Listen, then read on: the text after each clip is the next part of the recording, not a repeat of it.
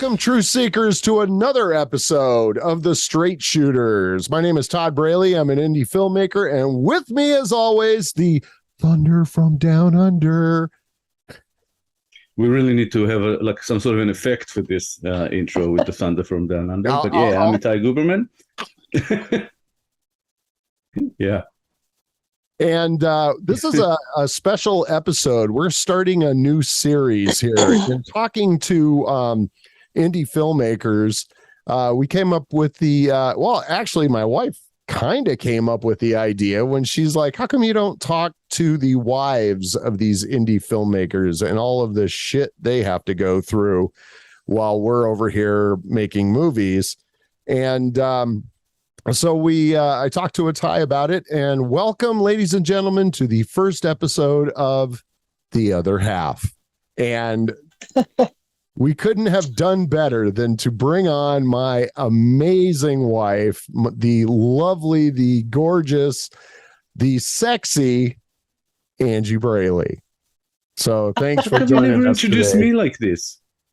Dude, right. Thunder from Down Under. I mean, that's where's the sexy, the this, the that? Come on. Welcome, Angie. It's great to finally have you on. Thank you.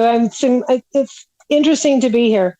So yeah, I'm excited. I got my boys behind me, so we're good. They're looking very cool. They're looking very chill, kind of. Very.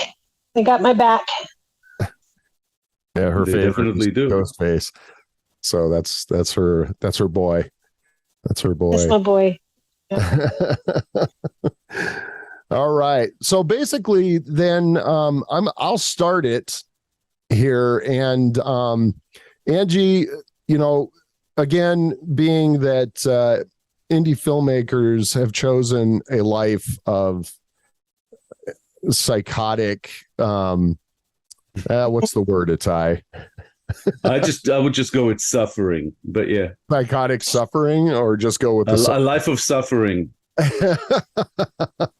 And why don't you tell our audience here a little bit about, before I ask this question, like, comment, share, subscribe. Like, comment, share, subscribe. That helps us out, helps the algorithm, and we really, really appreciate you all sharing our show and watching it as well. So Angie, why don't you tell us a little bit then about how you wound up in this with this guy. With this guy? With me. No, we don't have to go back to that story, but your introduction to the world of indie filmmaking. Oh boy. Well, Todd and I met about 13 years ago, I think now, and I had been a single mom. I had 2 teenage daughters, and we hit it off pretty much right away. And I was more interested in the fact that he was a DJ. I thought that was way cool. I didn't really understand, or I didn't have a clue as to indie filmmaking or what that was all about or what that even meant. But I knew he played karaoke, and I knew that he sang well. So I was kind of intrigued by that. But then then all hell broke loose. No, not really. That's one way to put it. First, yeah, it pretty much did. We started dating, and then he tells me that he's going to do this movie that he's been thinking about, and I'm like, okay. I was thinking, old movie. I had no clue what in the world he was talking about. And the first movie was Me, a Rapist, and can I just say, trying to explain that to my father, what kind of a movie this was. It was very interesting, and he still, I don't think to this day, completely gets it. But it was really, really awkward to try to explain why my boyfriend was making this movie about a rapist and kidnapping, and this traumatic thing. And so we started filming, and I literally had no idea what I was getting myself into. Quickly learned that it was, trial by fire, pretty much. You jumped in with both feet. And, I started out, kind of showing up and watching from the sideline. And when you're shooting an indie film, nobody just sits back and watches. So you either run sound, or you run slate, or you do makeup, or you run, another camera, or, do lighting. Yeah, it was pretty intense. That was probably one of the longest days in my life. I think we started at 7:00 that morning in an old abandoned office warehouse. And it went on for about 14 to 15 hours. And of course, there was no air conditioning. It was in the middle of the summer. It was hot, hot, hot. It was like 100 degrees in that building. And yeah, it was pretty miserable. But, here we are. And I've done many since then, and probably will do many more. So it was a one-day shoot, yeah? I think it was over a weekend, 2 weekends. Yeah, 2 days. I think was it just 2 days? Okay. Yeah, it was 2 days. And I can remember thinking, this is the craziest thing I've ever seen. And of course, I had no idea what to expect once things, get edited. I mean, I'm looking at this mass chaos with all of this filming and, everything. And I'm like, this is never going to look like anything. And, it was a decent movie. I mean,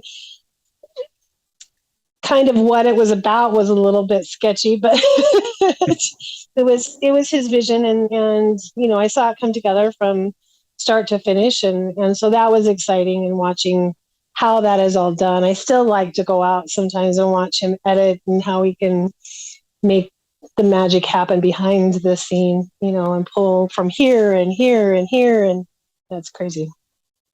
So, after those 2 days, were you thinking, like, did you kind of catch the bug, as we put it, the filmmaking bug, where or you just thought, what the hell am I getting myself into? Yeah, that's the one. That one. Okay. That's one. I had no idea what I was getting myself into. And I don't have the same passion that Todd does, obviously. I mean, it's his dream, and it's his passion. And so I kind of let him, run with it. And, he makes amazing things happen. And I'm always really impressed with the outcome. Just because I see the chaos behind the scene, and I'm just like, oh, Jesus. Yeah, I don't have any kind of bug whatsoever. If we don't ever shoot another film, I would be perfectly fine with that. But I know my husband has to do it. Yeah, no, and that makes it even more beautiful, I think, that you don't really kind of share that passion, but you support his. Oh yeah. That's not a given. Not by a long shot, Mm-hmm. Yeah, it's one of those things that, he's tried to put it away and not do it anymore, because, good luck. I think you all get burnt out. Yeah. And eventually I just, he tells me he's done, he's not going to do it anymore. And we all just go, okay, whatever you decide to do, and we'll be here. And, another month. Yeah, no, not at all.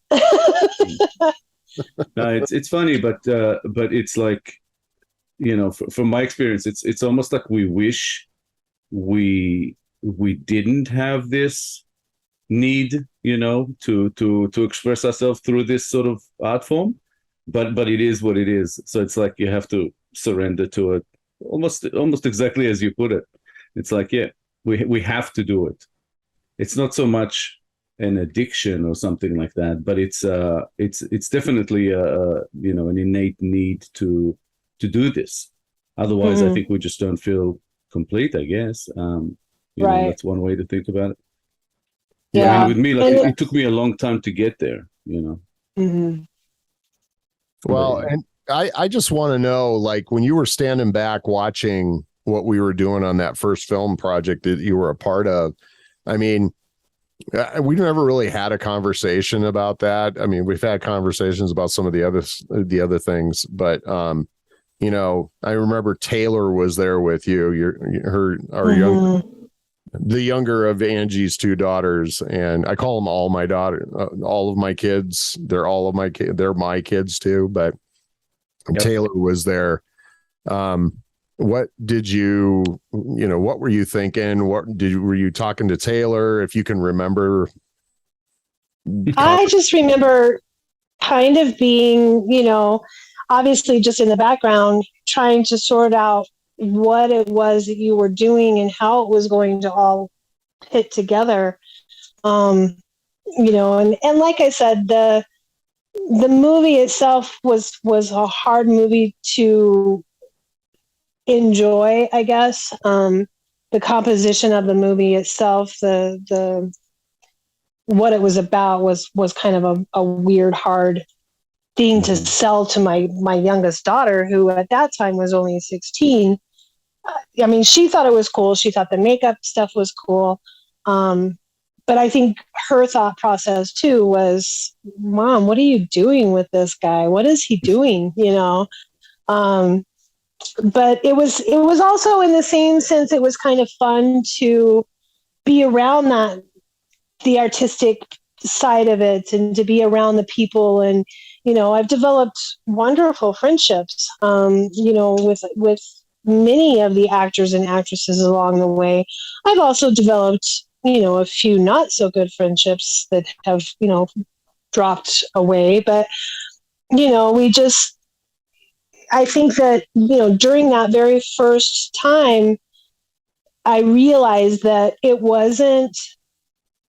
isn't necessarily about the movie. I felt like it was more about the doing of it, the actual the process of the movie itself. It wasn't necessarily about the movie or the content or anything like that. I mean, yes, that was part of it, but it was more the process. I saw a passion, and I still see. I mean, when we shot the first series of Surviving the Undead, I get more of a joy watching Todd get so involved with the scenes and his actors, and seeing that all come together and come to life. Watching him, I have some video of that, just of him getting so wrapped up. I mean, I've seen him fall to tears because of somebody that has taken his words that were on a script and run with them. And, he's just blown away, and it's, to me, that's the fun part, to be able to watch his passion come to life.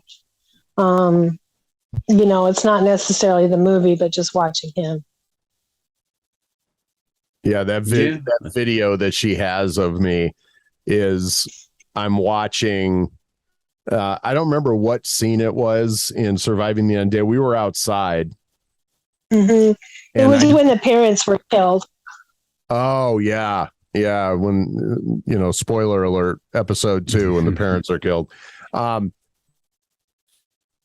She's got this video of me, and it was like, I told her, I said, shoot some behind the scenes stuff with your phone. And so she's doing that, but somehow she wound up going from everything else that was going on to just on me. And as they're talking, I'm mouthing the words, and I was just kind of, my arms were up, and I was like, it was, and I watched that, and I looked, and I go, God, do I do that? She goes, every time. Every time. And it doesn't matter. I mean, I've seen it in all of his movies, and I think more than anything, it's being able for him to see, because he wrote the script, he's put so many hours, and to watch it come alive. I think that's the funnest part for me is seeing his reaction. So I do a lot of behind the scenes and watching him, because some of the scenes, especially in Surviving the Undead, there was some pretty hardcore scenes in that whole series that you're just like, but being able to see his reactions are always such a kick. It's a real treat. Surviving the Undead, now available on Spark TV. Yes. Yes. The number one show on Spark TV. Absolutely. Yeah. No, it's interesting. It's interesting because as you're saying that, I'm thinking, what do I do when I watch my actors play out a scene? Mm-hmm. Has anyone shot me doing it? Yeah. But yeah, I don't know. I don't remember. But for me, it's funny. It's a little bit different. I think I when I watch it, I'm so focused on the acting and the frame and checking everything out. It's almost like I'm watching somebody else's film. It's like I take myself out of it. And it's actually really cool, Todd, that you can sort of still stay in that place where you go, these are my words, and you can see it as they come to life. And for me, it's like I think I need to. I guess it's a more of a personality thing. I need to kind of break away from that and go, okay, I'm watching this from the outside. I need to be as impartial as possible, kind of thing. Mm-hmm. So yeah, but it is. Go ahead. Go ahead. It's interesting because I think he does it more when someone else is running the camera. And it doesn't always happen where we have cameramen running the scene. And I think, but I know for a fact on several occasions it's been where someone else was running the cameras so he could really immerse himself into what was happening in the scene. And I think that's a true sign I think of any good director, to be able to really be able to do that. Absolutely. I mean, it's kind of why we enjoy it so much. I think we almost enjoy the process, as you say, during even pre-production, when writing and everything, and then shooting, more than we do watching the actual film. The actual film sometimes is it's like I can't believe we got here kind of moment, Especially with some of the projects I've done. It's like, God, we finished this fucking thing. Yeah, because every film, especially a feature film, it's like a miracle within itself kind of thing, that it actually, we were able to put all the pieces together. So yeah, I can understand that completely. Well, your mug is almost as big as mine. That's her that's her Bodega Bay mug from the birds. Yep, the birds. We went up there and got to see. Oh, it's a new one. Filming location. Yes. Yeah. Yes, it's a brand new one. Very nice. Very nice. So, I like it. I like the color. Yeah, I mean, and when she's talking about, the kind of, mouthing the words and stuff like that. I mean, I always really appreciate when I don't have to run a camera, and I'm not. I think something that too many directors get locked into that we didn't have 20 years ago are monitors, and you're not really feeling what is happening.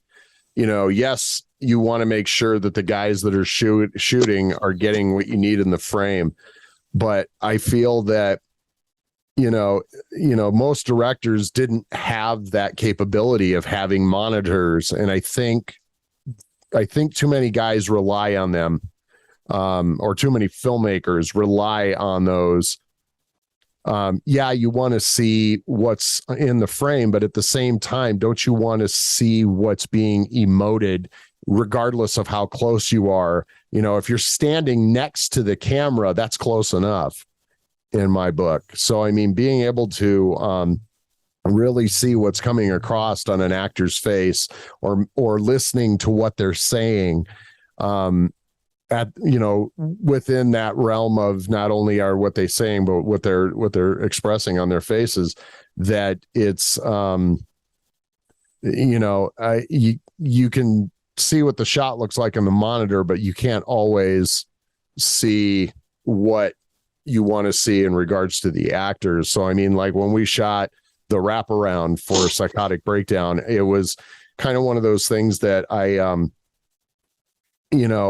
purposely, just because of the amount of room that we had, which was not a lot after we got everything set up, I kind of wished I had gotten somebody to come and run a camera. Unfortunately, the only person I could really trust to run the camera lives in California, and it's my oldest kid, our son.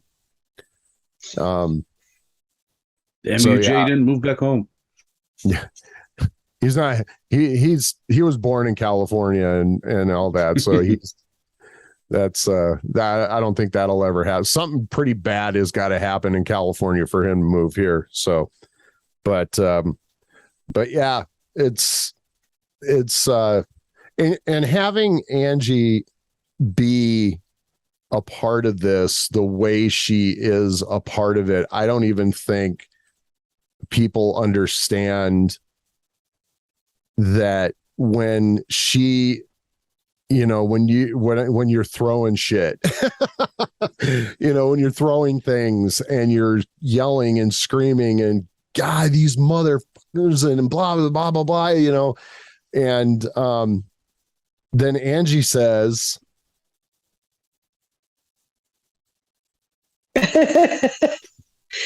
snap out of it. That, and what else can you tell me? Nobody wants it. I'm sorry. Oh, yeah. That's a big one. Nobody wants it as much as you do. Ever. At all. Yeah. You are the only one that has that much passion. So whatever you're feeling and whatever you're upset about, you have to understand their passion is not as great and as much as yours is. You're the only one that wants it that bad. Yep. True. Yep. Yeah. So, and that's a big one that I try to remind him often, because he'll get mad and frustrated, and I don't know anybody that wants it as bad as he does. And I think Todd would give up everything tomorrow as far as his jobs and making doing all his other side stuff, if all he could do or had to do was work on movies. I mean, he would give up everything else. Sell the kids. And everything. I think, well, at least one or two of them. I'm not sure. Yes. But no, I think as far as income goes, I think he would give up, making an income or making a living doing the other video work that he does, if all he had to be able to do was do movies. But nobody else really feels that way. So, yeah, we've got actors and we've got, other cameramen or, makeup artists or whatever that have a passion to doing that, but they also have a 9-to-5 job. And, so I think sometimes he forgets a little bit of that. And, again, it just falls back on you're the only one that has that much of a passion, and want it that badly. That's something Todd and I have been talking about, I think, since we met, where the goal is to get to a point where all we do is make films and we don't have to do side jobs or anything to pay the bills. If we didn't have to worry about that, we'd be making many, many more films. And that's the downer, but we kind of go, okay, we do what we can. other people on set, unless they are also filmmakers, they kind of stay within their specific roles. You know, if they're makeup artists, I'm sure that they would love to give up their day jobs to do makeup full time. Sound people may be the same, and I mean, for sure, actors, would love to not have to say, I don't know, the cliches, wait tables and stuff like that.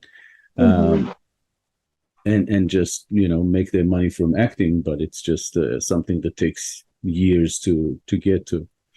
But that's what what we've been working on from day one, and we continue to work on until we get there or we die, whichever happens first. Yeah, no shit. And it'll probably be this business that kills us. Absolutely.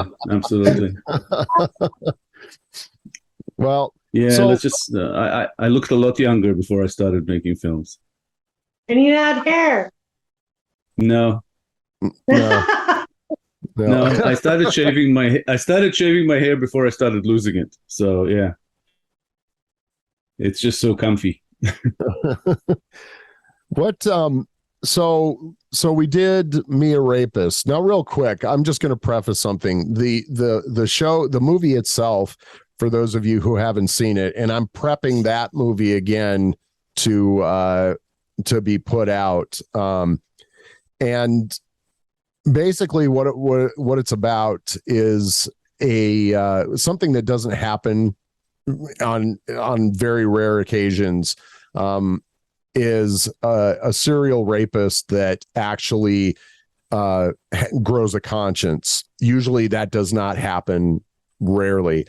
And when I was taking psychology classes in college, we used to have to watch psych evaluation videos. So it was like pre-approved videos that we could watch in class.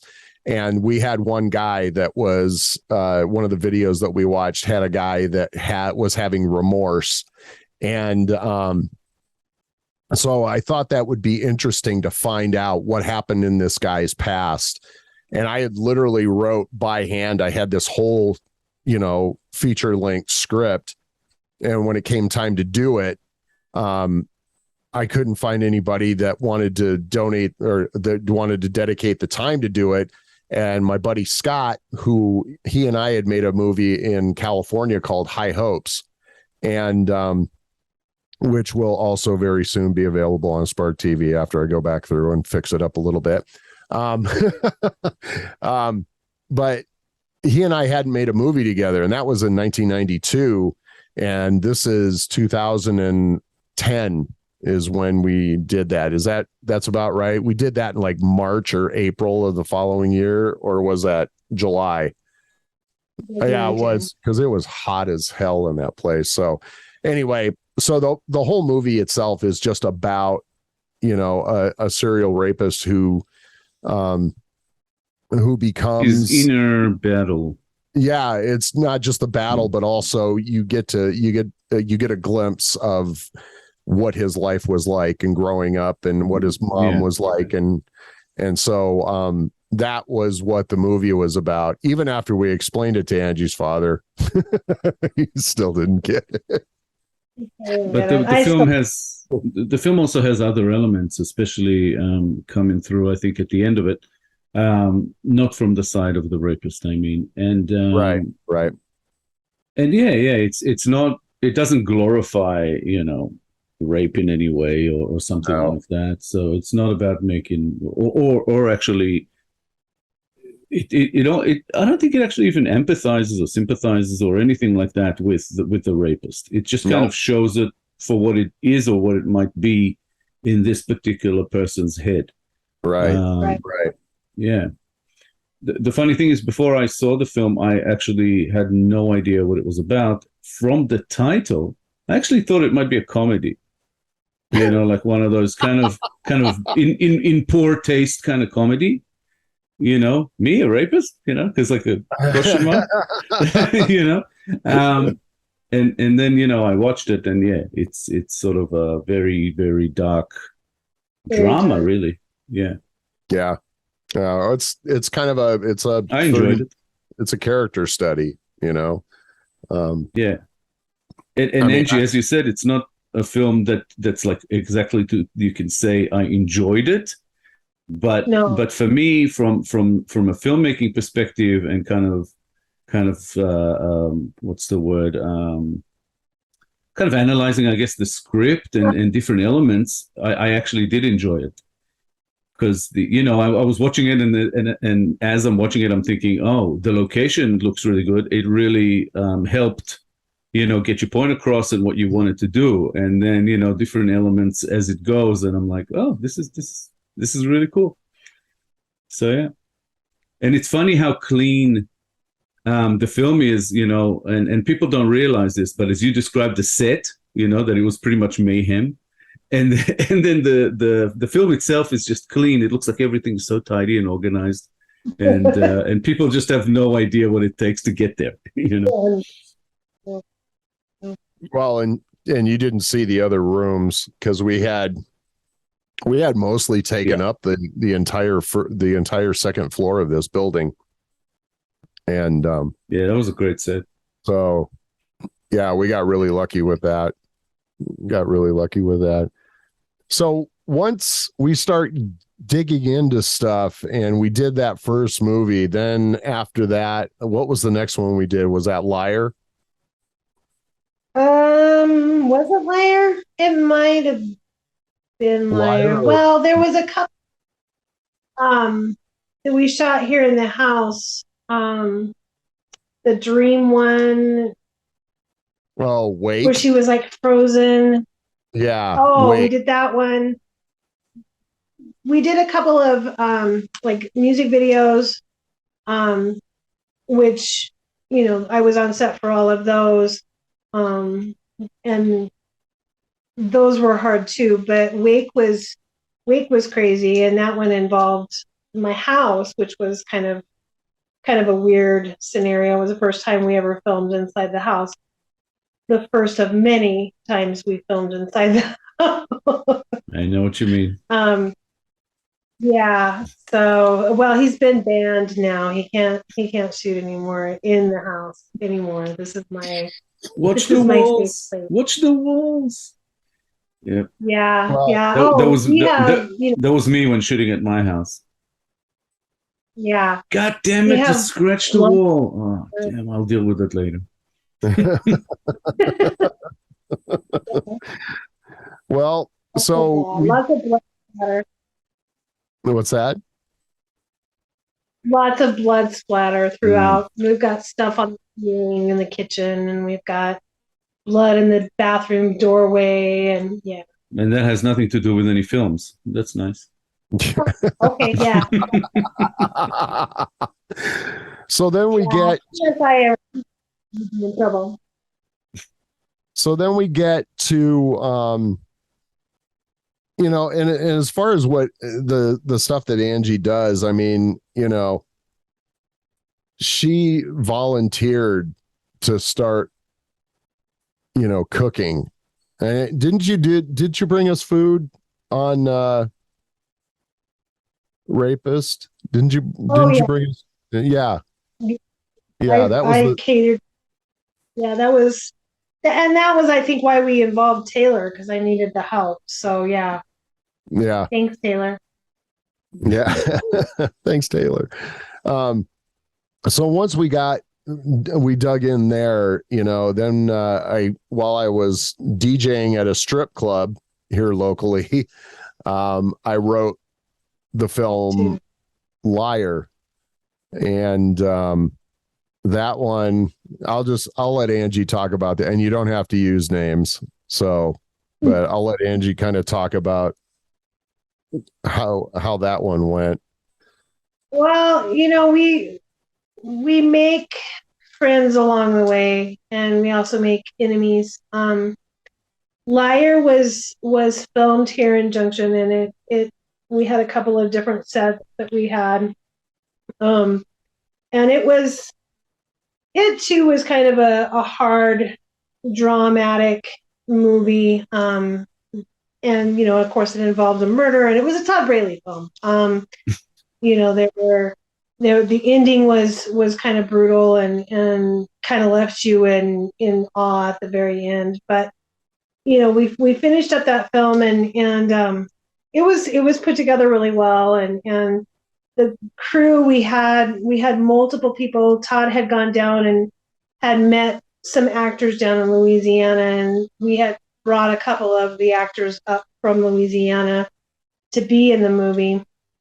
And so we paid for them to come out and be part of the main cast. And it kind of just ended up, we were all really good friends, and then we weren't.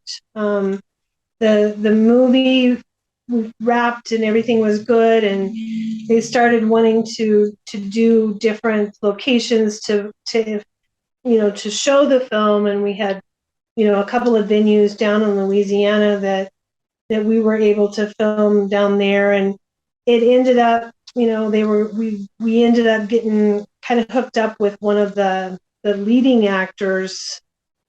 His wife's family had a lot of money, and they had decided that they were going to help steerhead and give us money to make a full feature length of this movie, Liar. And it kind of ended up at that point, once, and I think you'll find that in any movie, once you start involving big money or bigger money, the whole dynamics of everything changes. It becomes well, I want this much and I need this much, and it definitely becomes more cutthroat. It didn't stay the friendship that we had developed. It didn't stay that way. It became very greedy, and people's feelings got hurt, and words were said, and Todd got just this horrible taste in his mouth and was like, what, I'm done, I don't want to do this anymore. And it became incredibly ugly. And as it ended up, words were said and things happened, and we didn't end up getting the money, so we couldn't film a feature length.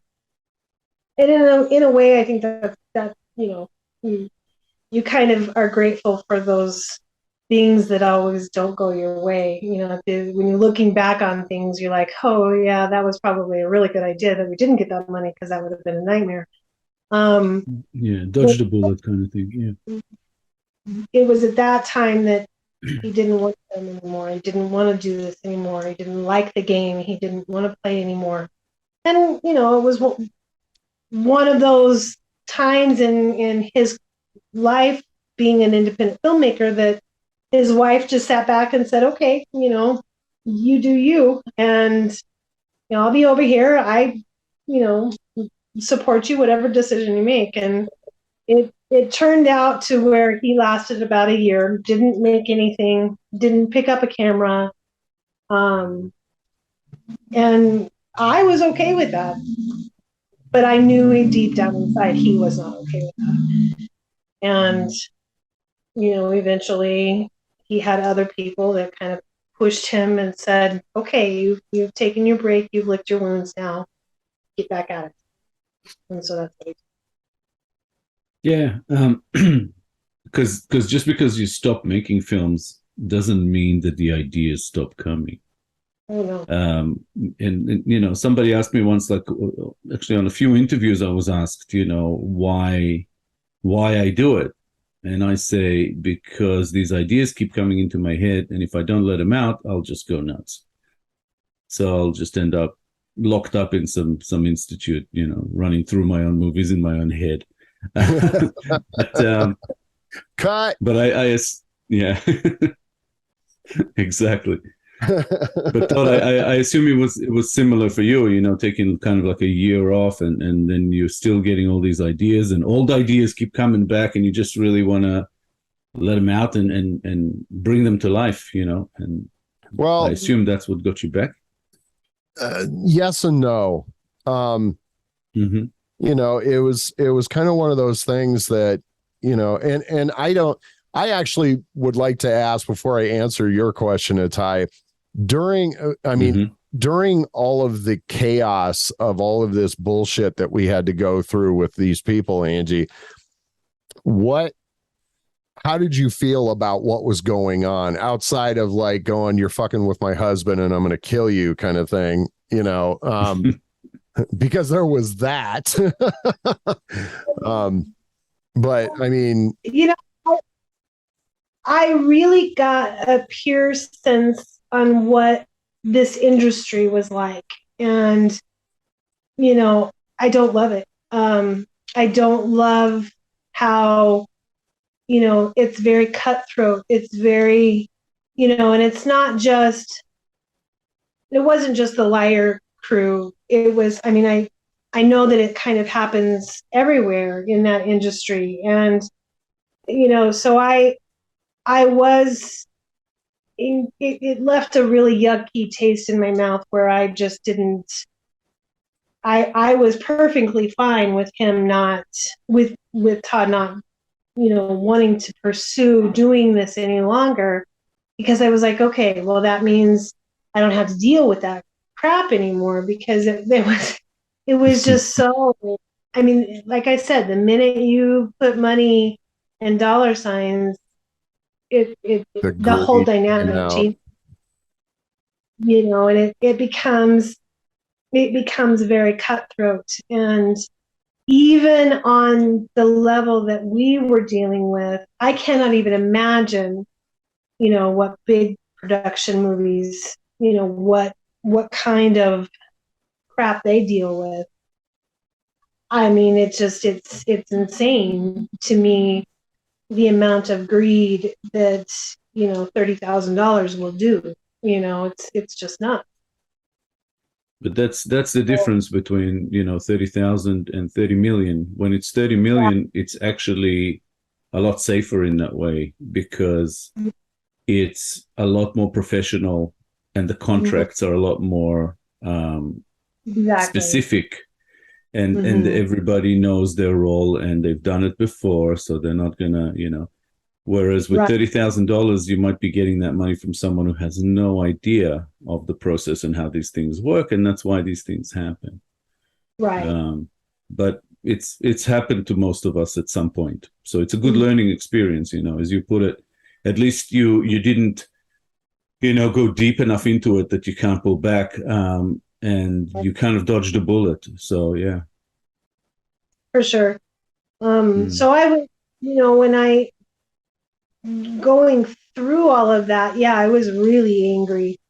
In fact, I had words with many of the cast and crew member, and because I'm a don't fuck with my husband kind of thing. So I was not happy, and made it very clear, very loudly, that I was not happy. It's just like, don't mess with my kids, don't mess with my family, absolutely. This isn't path you want to go down. So it was interesting. And it was definitely a learning experience for me. I was grateful that he took his time coming back to it. I'm glad that he did, because I think he would have always been a little lost had he not made his way back to filming. Because that's where he really does find his outlet and his, his freedom to do whatever.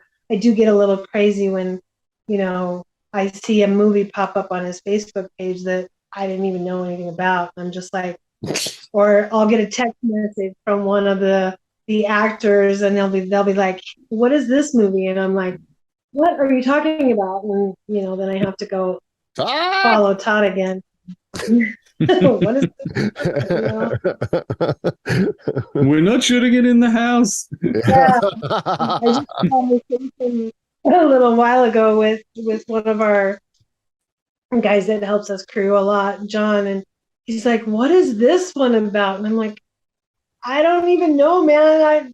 I have no clue. This was new to me." And a lot of times Todd says that he tells me these things, and I'm sure he does, but again, not my passion. So unfortunately, sometimes it goes in one ear and out the other. Yeah. But I think we're in the middle of 5 different movies right now that you're in the process of creating, at least. Yeah, I mean, we've got Psychotic Breakdown, we've got The Chip, and we have what's the other one? Well, Paradise Road. Paradise Road, and Where do we go from where here? do we go from here? Yeah. And on a blue day. Day. On a blue day. On a blue day. So, and of course, there are also other things in kind of in planning. Yeah, it's always like that. You kind of have to, have many options out there, before we kind of find the one that everything comes together at that time to do first. yeah. The funding, the rest of it. Yeah. Well, and something I just want to ask is, when, and outside of the oh my God, here's another one kind of thing. When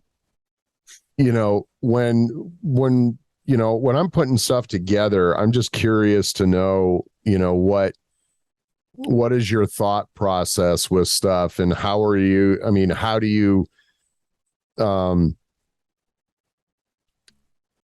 I'm trying to think of how I want to word this.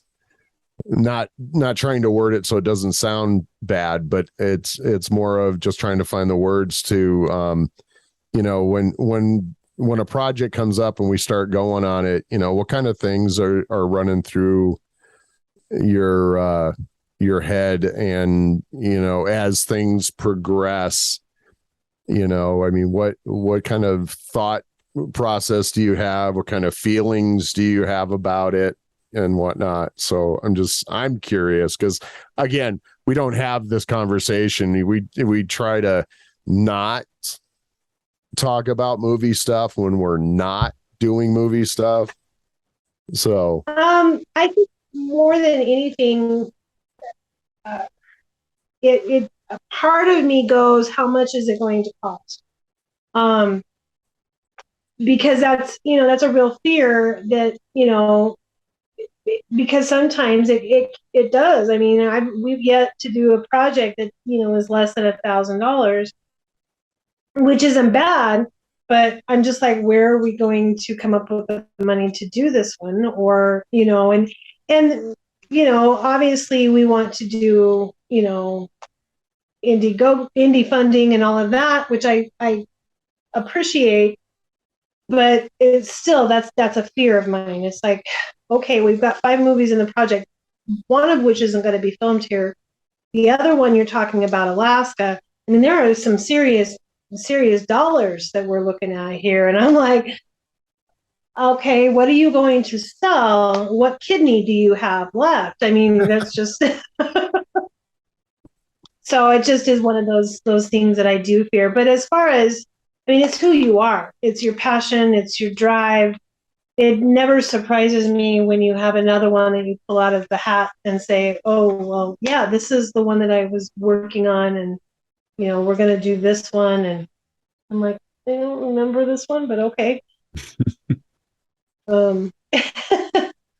So it doesn't drive me crazy like it used to. Now it's just, I roll with the punches. It's like, I'll just be over here doing what I do, and how many do I have to cook for? and that's funny, because that's usually once we start locking everything in, that is the first thing out of her mouth. Now we tried to not. Which movie did we do that you said, you know what, I'm not gonna do any cooking on, and you wound up doing it anyway? Was that You Like to Draw, or was that? No, You Like to Draw. I had a plan on that one. I had a really good one.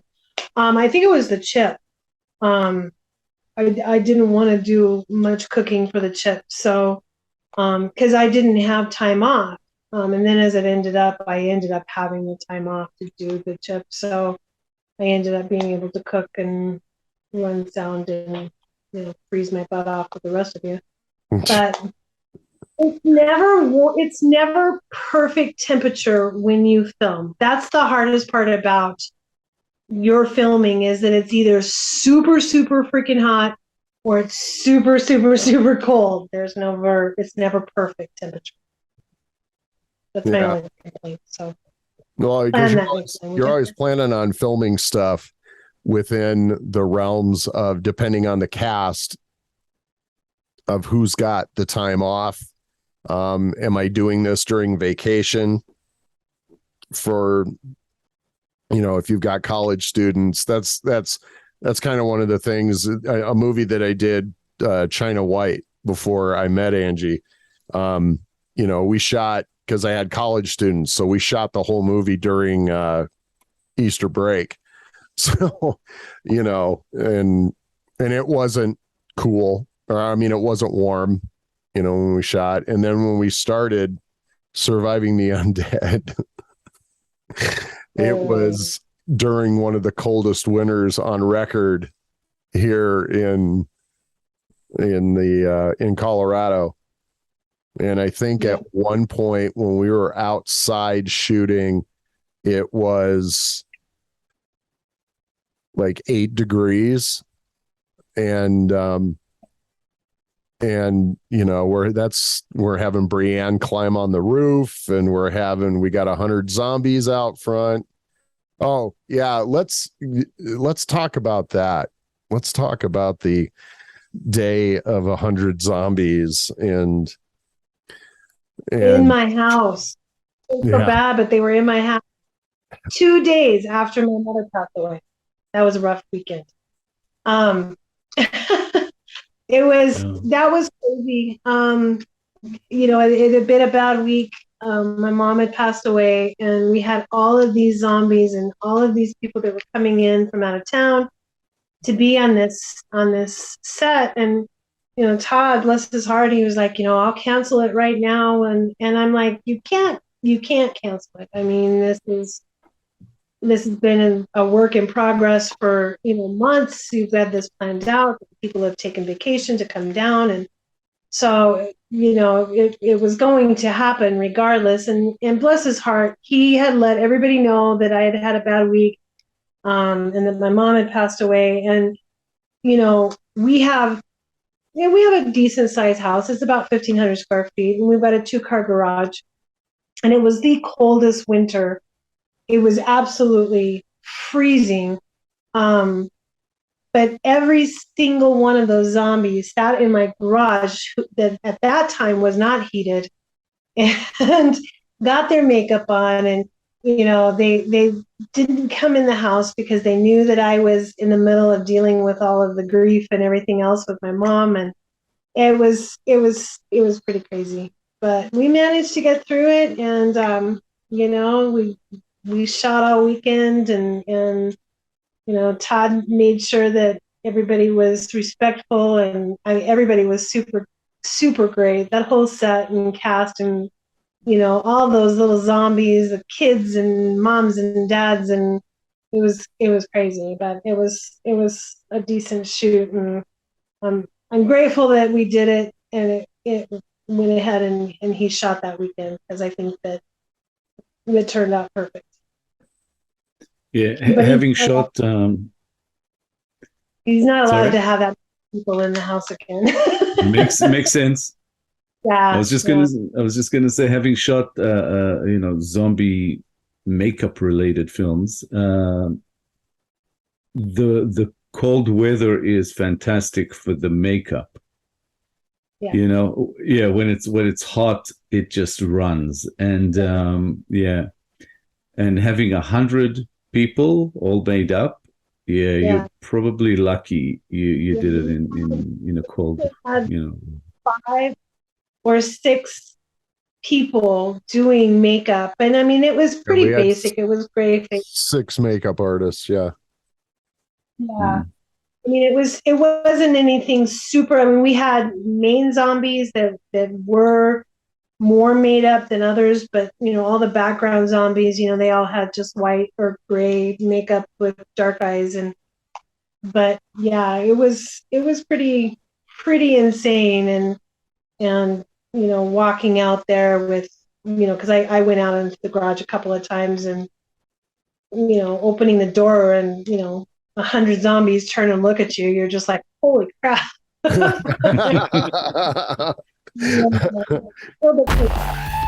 All right, there you go, ladies and gentlemen. That was part 1 of this episode. Part 2 will be coming up very, very soon, so look it up on the Straight Shooters YouTube channel. Thanks for watching. See you soon.